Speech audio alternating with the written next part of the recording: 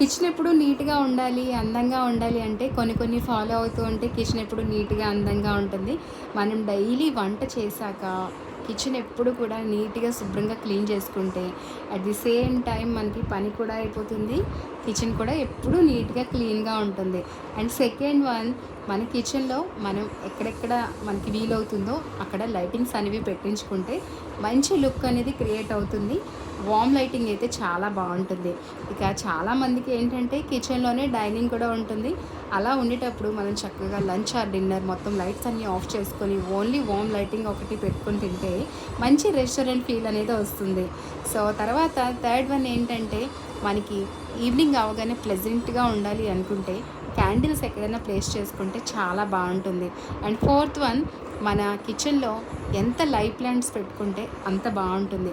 అయితే live plants అనగానే అందరికీ విండోస్ అనేవి ఉండవు కాబట్టి ఎవరికైతే విండోస్ ఉండవో వాళ్ళు వాటర్లో చక్కగా ఇండోర్ ప్లాంట్స్ పెట్టుకొని ప్లేస్ చేసుకుంటే చాలా మంచి లుక్ వస్తుంది. అండ్ మనకి లుక్తో పాటు ఎయిర్ ప్యూరిఫికేషన్ కూడా చాలా బాగా అవుతుంది. అండ్ మనం పెట్టుకున్న చిన్న చిన్న డెకార్ ఐటమ్స్, ఆ డెకార్ ఐటమ్స్ పెట్టుకున్నప్పుడు థీమ్ని బట్టి మనం పెట్టుకుంటే చాలా అందంగా ఉంటుంది.